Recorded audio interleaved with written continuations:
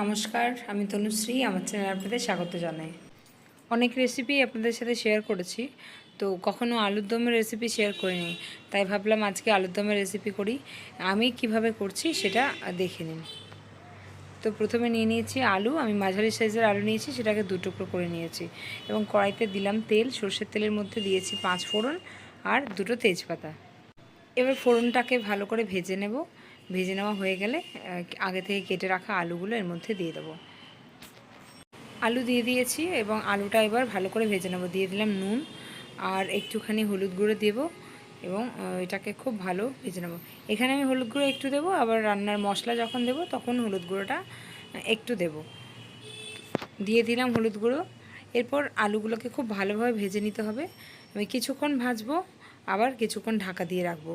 এভাবে আমি 2 থেকে 3 বার 5 মিনিট করে ঢাকা দিয়ে রাখবো, তাহলে আলুগুলো একদম সুন্দরভাবে ভাজা হয়ে যাবে এবং সেদ্ধ হয়ে যাবে। এখানেই আলু 80% সেদ্ধ হয়ে যাবে। রান্নাটা খেতেও খুব ভালো হবে। আর আপনারা চাইলে আলুটা নাও ভেজে সেক্ষেত্রে আলুটাকে সেদ্ধ করে যেমন করে মশলা কষিয়ে রান্না করি সেরকমভাবে করতে হবে। এবার একটা মশলা তৈরি করে নেব। তার জন্য একটা বাটিতে একটু আদা বাটা নিয়েছি, একটু জিরে গুঁড়ো, একটু ধনে গুঁড়ো আর অল্প একটুখানি হলুদ গুঁড়ো। এরপর এর মধ্যে একটু জল দিয়ে ভালোভাবে এটাকে মিক্স করে নিতে হবে, যাতে সমস্ত মশলা একদম মিক্স হয়ে যায়। এবার এই মিশ্রণটাকে ওই কড়াইয়ের মধ্যে আলুর মধ্যে ঢেলে দিতে হবে এবং দিয়ে খুব ভালোভাবে কষাতে হবে। দেখুন আমার আলু একদম সুন্দরভাবে ভাজা হয়ে গেছে। এই আলুর দমটা আপনারা লুচির সাথেও খেতে পারেন, আবার ফ্রাইড রাইসের সাথেও খেতে পারেন, খুবই ভালো হয় খেতে। আমি এইভাবেই বানাই। এবার মশলাটা খুব ভালোভাবে কষিয়ে নিচ্ছি। একটু একটু করে জল দিয়ে দিয়ে কষাতে হবে, যাতে মশলাটা পুড়ে না যায় এবং মশলা থেকে যখন কাঁচা গন্ধটা চলে যাবে তখন এর মধ্যে জল দিয়ে দিতে হবে। আর দেখুন আমার প্রায় কষানো কমপ্লিট হয়ে গেছে। আরও কিছুক্ষণ কষিয়ে নেব, একদম শুকনো হয়ে যাবে। তারপরে আমি এর মধ্যে দিয়ে দেবো জল। আপনারা চাইলে গরম জলও দিতে পারেন।